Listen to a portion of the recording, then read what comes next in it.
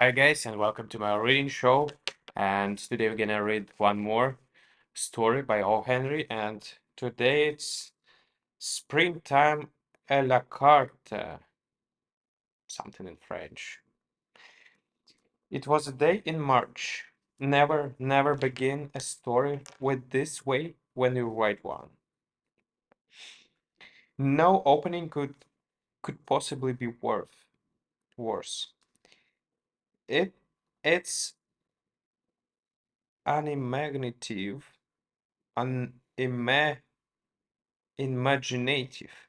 It's imaginative, flat, dry, and likely to consist of mere wind.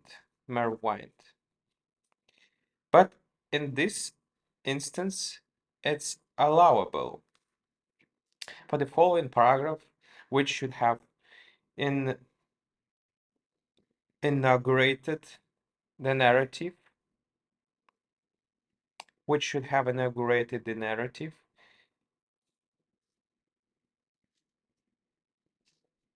is too widely extravagant,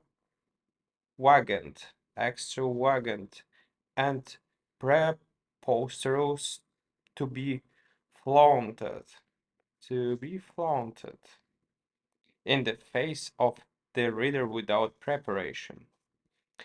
Sarah was crying over her bill of fare.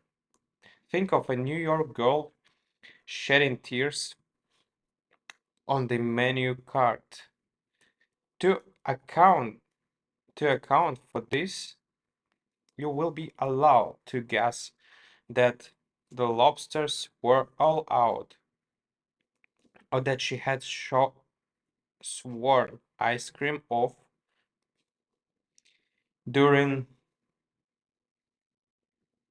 Lent, or that she had ordered onions, or that she had just come for hacked mateen. And then these theories being wrong, you will please let the story proceed. Processed. The gentleman who announced that the world was the oyster which he with his sword would open made a larger hit than he deserved. It's not difficult to open an oyster with a sword, but did you ever notice anyone try to open the terrestrial bevalve with a typewriter, like to wait for a dozen row opened this way? Sarah had managed to pry apart the shells with her unhandy weapon for far enough to nibble a bit at the cold and clammy world within. She knew no more shorthand than if she had been a graduate in stenography, just let slip upon the world by a business college. So not being able to stenog, she could not either she could not enter that bright galaxy of office talent. She was a freelance typewriter and canvassed for all jobs of copying. The most brilliant and crowning feat of Sarah's battle with the world was the deal she made with Schellenberg's home restaurant. The restaurant was next door to the old red brick in which she hall roomed. One evening after dining at Schallenberg's 40-cent five-course table, Doughty served as fast as you throw the five baseballs at the colored gentleman's head. Sarah took away with her the bill of fare.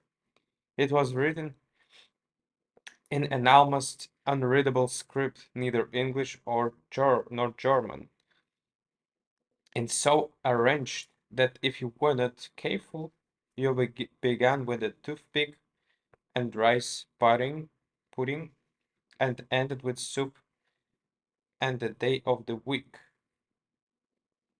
The next day, Sarah showed Schonsberg a neat card of which the menu was beautifully typewritten, typewritten with a win,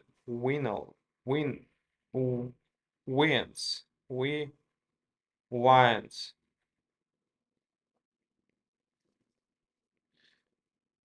temptedly marshaled under their right and proper hats from horse du war to not responsible for overcoats and umbrellas.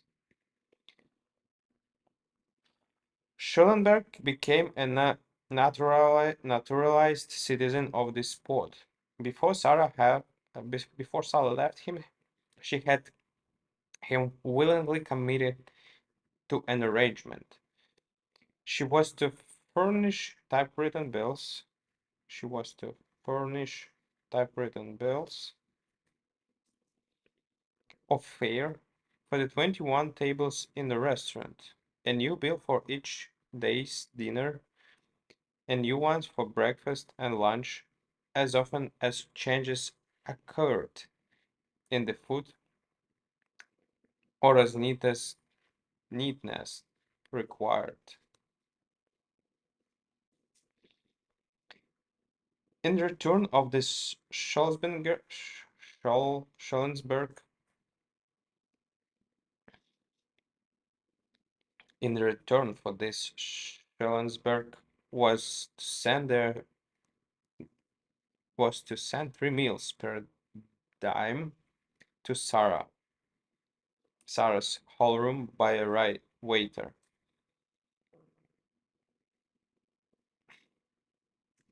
An obsequious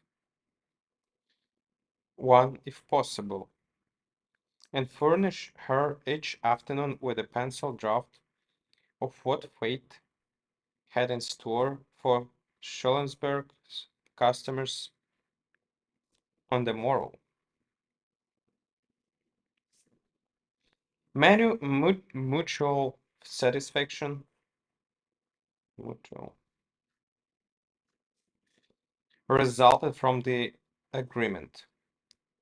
Scholensberg, Scholensberg's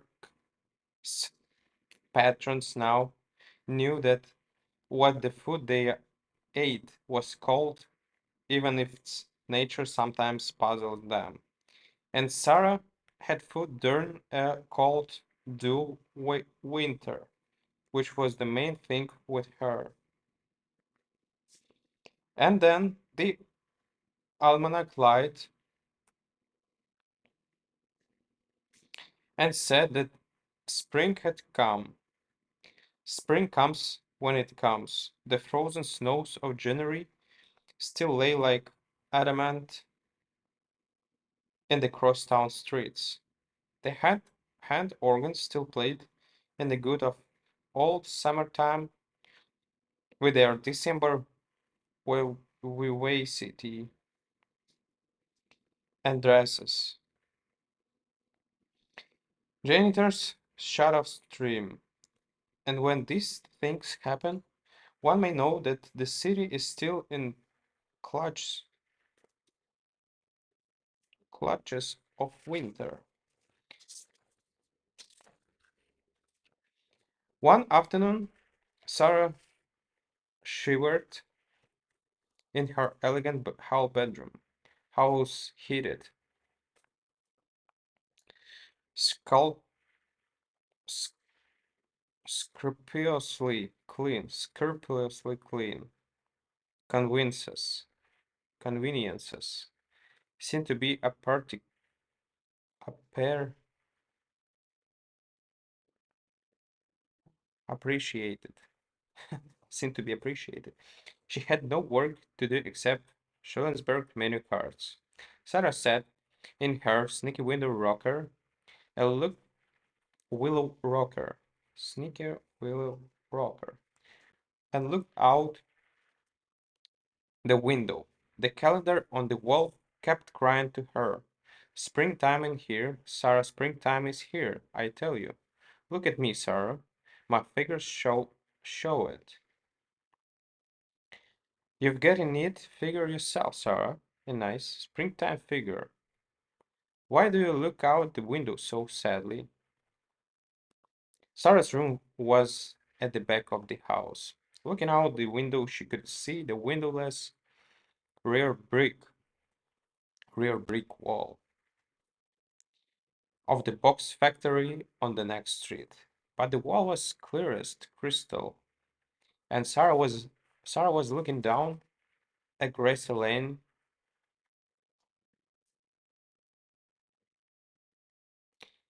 shaded with cherry trees and elms and bordered with raspberry bushes and Cherokee rose bushes. Spring's real harbingers are too subtle for the eye and ear. Some might have the flowering crocus, the wood-starring dogwood, the voice of bluebird, even so gross and reminder as the farewell handshake of the retiring buckwheat and oyster before they can welcome the lady in green to their dough bosoms. But to old earth choices kin there come straight sweet sweet messages from the newest bride, telling them they shall be no stepchildren unless they choose to be. On the previous summer, Sarah had gone into the country and loved a farmer, and writing you story never had harked back thus. This is bad art and cripples interest. Cripples interest. Let it march, march. Sarah stayed 2 weeks in at Sunnybrook Farm. There she learned to love old farmer Franklin's son, Walter. Farmers have been loved and wedded and turned out to grass in less time. But young Walter Franklin was a modern agriculturist. He had a telephone in his cowhouse, and he could figure up exactly what the effect next year's Canada wheat crop wheat crop would have on potatoes planted in the dark of the moon. It was in this shaded and raspberry land that Walter had wooed and won her, and together they had set a woman a crown of dandelions,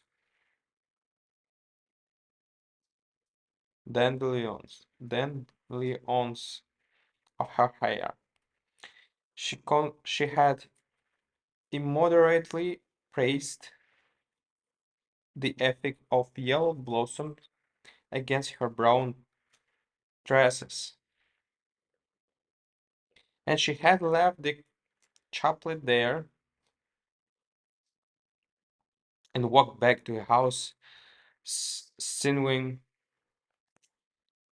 her straw sailor in her hands.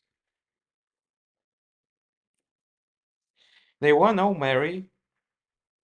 They were to marry in the spring, and the very first signs of spring, Walter said. And Sarah came back to the city to pound her typewriter.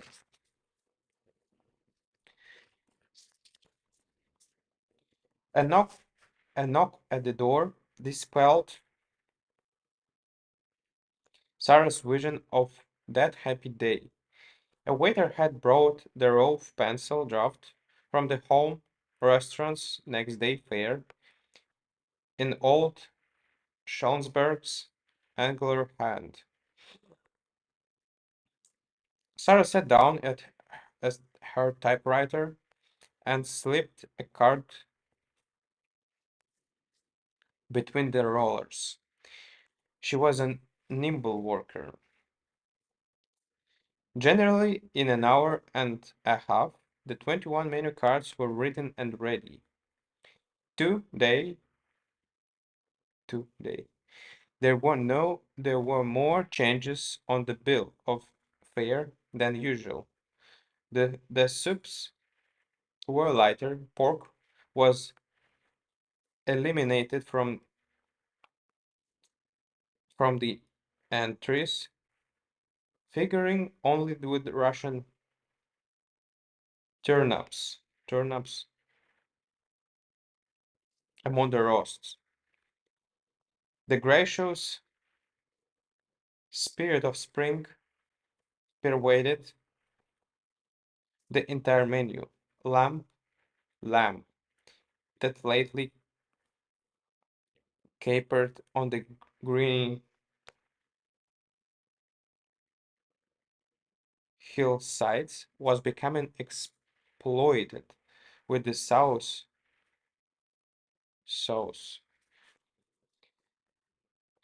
and commemorated its gumballs. The song, the song of the oyster, though not silenced, was diminuendo con amore. The frying pan seemed to be held inactive behind the beneficent bars of the broiler. The pie list swelled. The richer puddings had vanished. The sausage, with his drapery wrapped about him, barely li- lingered, lin- lingered in a pleasant uh, fanatifice with the buckwheats and the street but doomed maple. It's kind of difficult. Sarah's fingers danced like midgets above the summer stream. Midgets.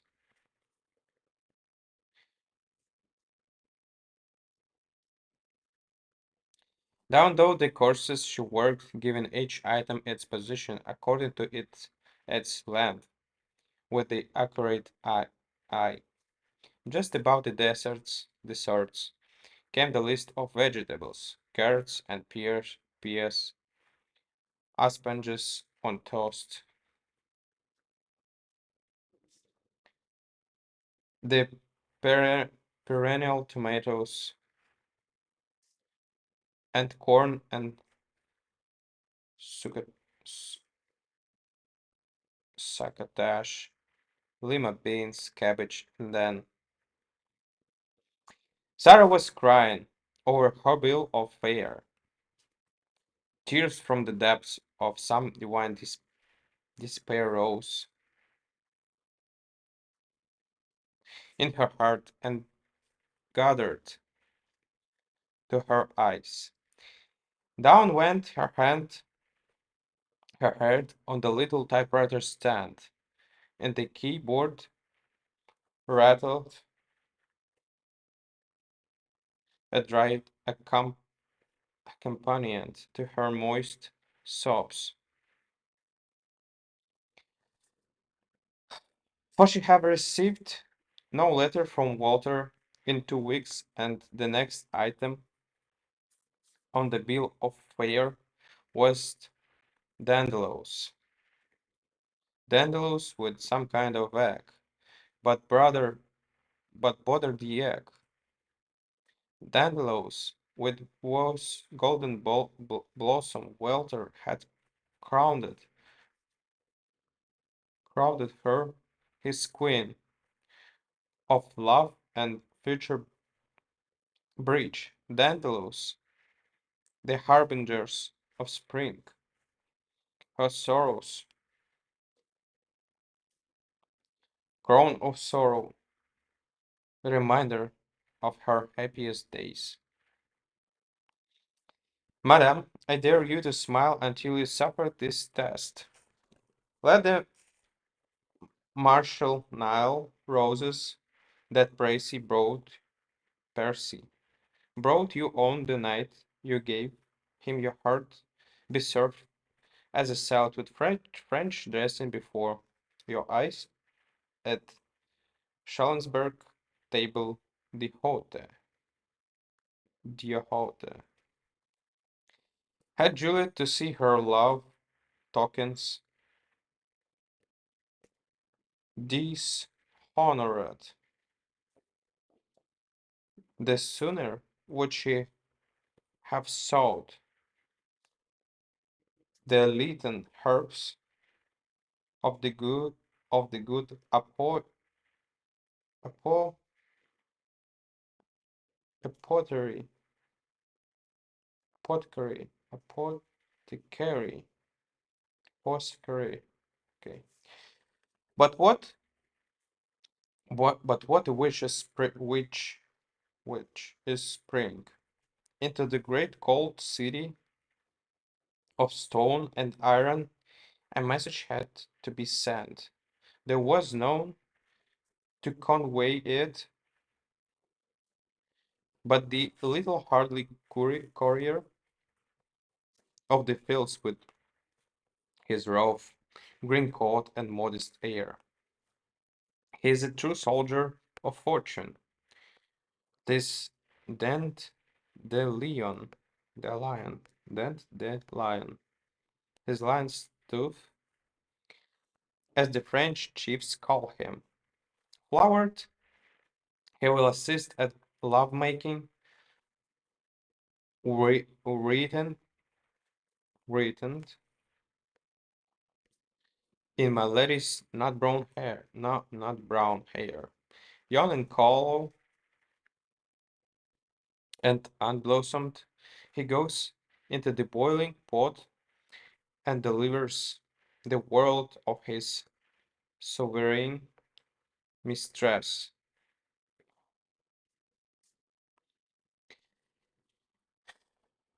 By and by Sarah forced back her tears. Must be written the cards must be written. But still in a faint golden glow from her dandelion dream, she fingered the typewriter keys absently for a little while, with her mind and heart in the meadow lane with her young farmer. But soon she came swiftly back to the rock-bound lanes of Manhattan, and the typewriter began to rattle and jump like a strike-breaker's motor car. At 6 o'clock, the waiter brought her dinner and carried away the typewriter bill of fare. When Sarah ate, she set aside, with a sigh, the dish of dandelos with its crowning Oreos accompaniment. As the dark mass had been transformed from a bright and love and roast flower to be ignominious vegetables, so had her smile Hopes wilted, and perished. Love may, as Shakespeare said, feed on itself, but Sarah could not bring herself to eat the dandelions that had graced, as no ornaments, the spring spiritual banquet of her heart's true affection. At 7:30, the couple in the next room began to quarrel. The man in the room above sought for A on his flute. The gas went a little lower. Three coal wagons started to unload, the only sound of which a photograph is jealous. Cats on the back fences slowly retreated, ret, retreated toward Magdan. Magdan. But these signs, Sarah knew that that is was a, by these signs, Sarah knew that is that that was time for her to read. She got out the cloister and the herb, the best non-selling book of the month, settled her feet on her trunk, and began to wander with Gerard. The front door bell rang. The landlady answered it. Sarah left Gerard and Dennis treat by a beer and listened. Oh yes, you would just as she did. And then a strong voice was heard in the hall below, and Sarah jumped for her door, leaving the room, leaving leaving the book on the floor, and the first round easily pierced. You have guessed it. You have guessed it. She reached the top of the stairs just as Farmer came up, three uh, three at a jump, and ripped, ripped and garnered her, with nothing left for gleaners. Why haven't you written? Oh, why? Cried Sarah. New York is a pretty large town, said Walter frankly. I came in a week ago to your old address. I found that you went away on a on on a Thursday. That's consolesome. It eliminated the possible Friday bad luck, but it didn't prevent my hunting for you with police and other right ever since. I wrote, said Sarah vehemently. Never got it. Then how did you find me?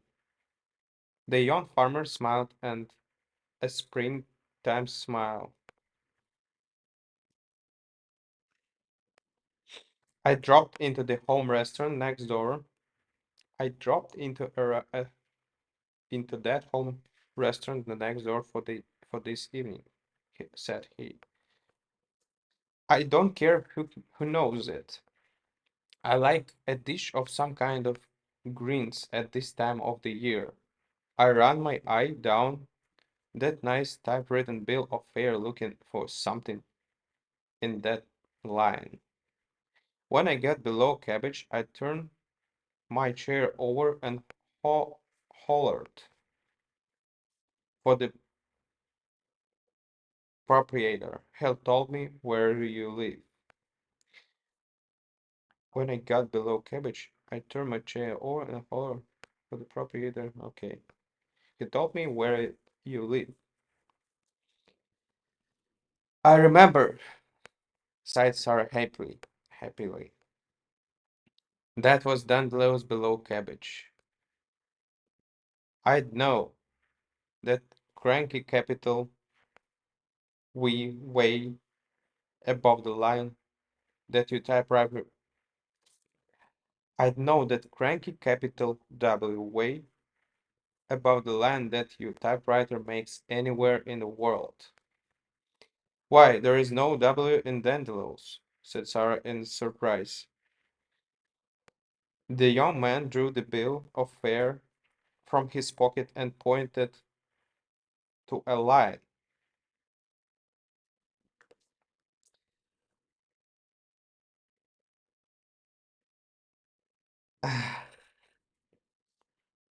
The young man drew the bill of fare from his pocket and pointed to a line. Sarah recognized the first card she had typewritten that afternoon. There was still a right, there was still the right splotch in the upper right hand corner where a tear had fallen, but over the spot where one should have read the name of the meadow plant, the clinging memory of their golden blossom had allowed her fingers to strike strange keys. Between the red cabbage and the stuffed green peppers was the item. Dearest Walter, with hard-boiled egg.